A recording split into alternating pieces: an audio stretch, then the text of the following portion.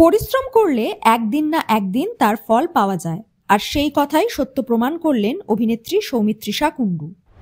ওটিটিতে মুক্তি পাবে কাল রাত্রি। তার আগে তিনি বললেন তার অভিনীত সব চরিত্রই আলাদা। মিঠাই সিরিয়ালে তিনি মিঠাই এবং পরবর্তীকালে মিঠি চরিত্রে অভিনয় করেছিলেন। দুটো চরিত্রই আলাদা, এক্সপ্রেশনও আলাদা ছিল। আবার প্রধান সিনেমার রুমি চরিত্রটাও আলাদা। রুমি শিক্ষিত, শিক্ষিকা হতে চায়। কোনো চরিত্রের সঙ্গে কাল রাত্রিতে তার কোনো মিল নেই।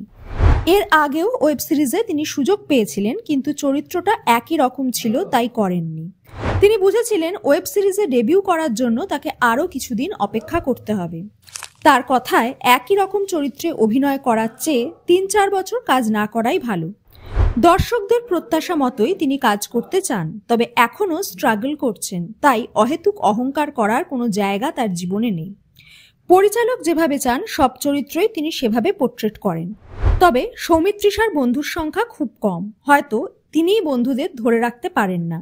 আর প্রেম হলেও যখন তিনি বুঝতে পারেন মতের মিল হবে না, তখনই সরে আসেন। তাই বিয়ে নিয়ে এখনই কিছু ভাবছেন না। কিন্তু বাংলাদেশের পরিস্থিতি নিয়ে উদ্বেগে অভিনেত্রী। কোনো মন্দির বা মসজিদের ক্ষতি করা উচিত নয়। কোনো বিশেষ ধর্মের মানুষ হলেও সব ধর্মকেই সম্মান করা উচিত বলে তিনি মনে করেন।